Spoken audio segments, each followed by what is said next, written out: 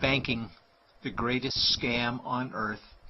Thomas Jefferson said, "I believe that banking institutions are more dangerous to our liberties than standing armies.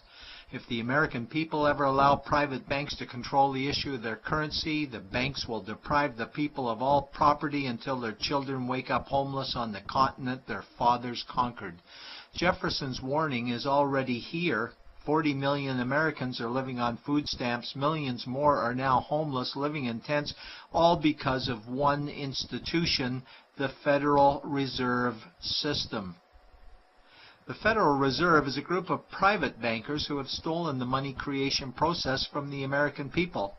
Most people still believe the Fed is an agency of the government working in our best interests. It is not. There is no greater form of evil in the world today, so let's explore the banking scam. None of us have ever been taught anything about money. The reason is to prevent us from learning the truth that money is a trick and money is a trap. When solving any crime, there's a universal truth: follow the money, but with the banking scam, follow it backwards. Where does money come from? The world's money supply is always growing. Where does all the new money keep coming from? Money comes from privately controlled global banks like the Federal Reserve System. They create money every day, which increases the world's money supply. Because all banks are either owned or controlled by private bankers, the real question is, how do private bankers create new money? And the answer is they create it out of thin air. Bankers create money out of nothing. They make it up. It is a fiction. Wow. God-like power to create something of value out of nothing. A stroke of a keyboard and money is created. In fact, only 3% of the world's money is even in the form of bills and coins, which means 97% of all money in the world is just numbers typed on a computer screen. This is part one of the banking scam. Money is created out of nothing. The second part of the scam is this phony money is issued as debt. What is debt exactly? Well, when you consider we work our whole lives to pay it off, you could say debt is slavery. But whose debt is this phony money? It's our debt, all of it. It's our debt when we use credit cards, we get student loans, borrow money for mortgages, all bank borrowing. And it's our debt again when the government borrows, which is each and every day. In today's world, money is debt and debt is money, and don't forget the interest charges. Money equals debt and debt equals slavery, therefore money equals slavery. Our monetary system is a carefully concealed system of slavery. Why? Because our government can create the same money for free with no interest charges, just like they used to as the Founding Fathers designed it inside the United States Constitution for our protection against private bankers. The third part of the banking scam is very evil. When bankers create money from nothing and issue it as debt, they only create the principal portion of the debt. They do not create the money for the future interest payments. There is not enough money in existence for all of us to make our interest payments. In fact, our money creation system is even mathematically impossible. Money issued by the banks, principal debt, does not equal the money demanded back to the banks, principal plus interest. We are forced to play a game of musical chairs to see who can make their debt repayments. This guarantees a world of bankruptcy, competition, and scarcity of money. For example, we go to the bank to borrow money for a house, let's say $100,000.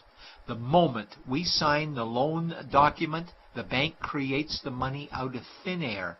A $100,000 debit gets registered for us and a $100,000 secured credit for them. Then one of two things happens.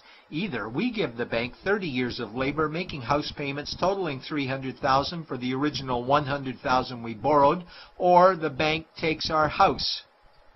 The bankers get either our labor for life or our house, and often they get both, all from money created out of thin air and issued as debt, for money made out of nothing. This is why all the bankers end up with all the assets. The fourth part of the banking scam is inflation. People think inflation is prices and costs increase. A better answer might be the value of our money always goes down. Inflation is created every time the central banks print money, which is every day. Where does all this new money get its value? The answer is it steals its value from the existing money supply, where our savings are. Our savings are disappearing because of the new money they're printing. If money creation was in balance with goods and services, there would be no inflation. Prices would stay the same. But the reality is banks always print money, driving prices ever higher, which steals the value of our savings, making them disappear. Since the private bankers created the private Federal Reserve in 1913, the United States dollar has lost 97 cents in purchasing power. An item in 1913 that cost $100 in 2011 cost $2,230, a price increase of 2,130%. This is the banking scam. 4 parts. Private bankers create money out of nothing and charge interest on it. There is no money created for the future interest payments, and inflation steals our savings every day.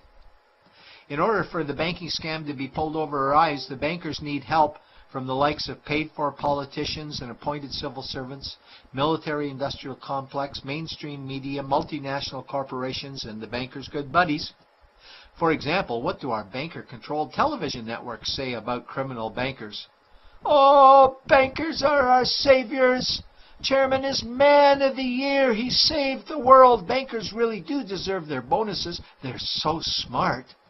And what do our banker-owned G20 politicians say we need to do?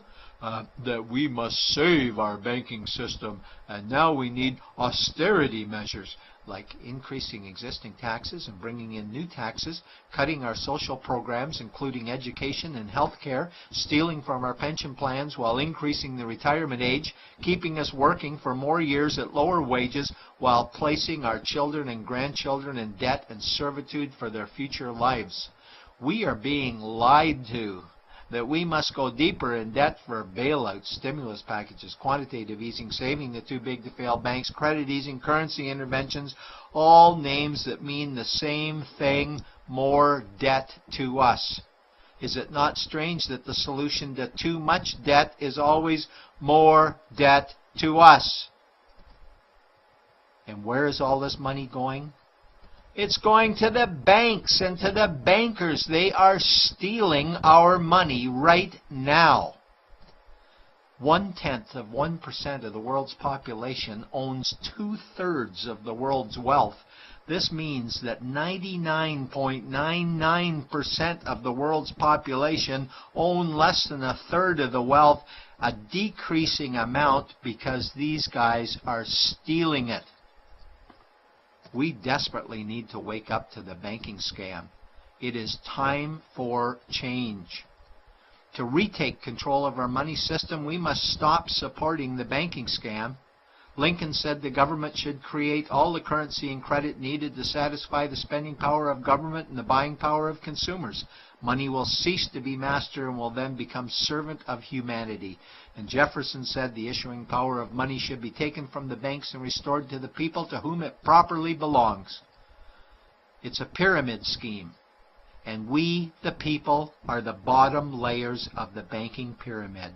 Without our support, the banking scam collapses. We have to do it ourselves. Wake up, get active, wake others. Remove our money from the bank. Buy gold and silver coins. Get out of debt. Rip up your credit cards. These actions will bring down the banking scam.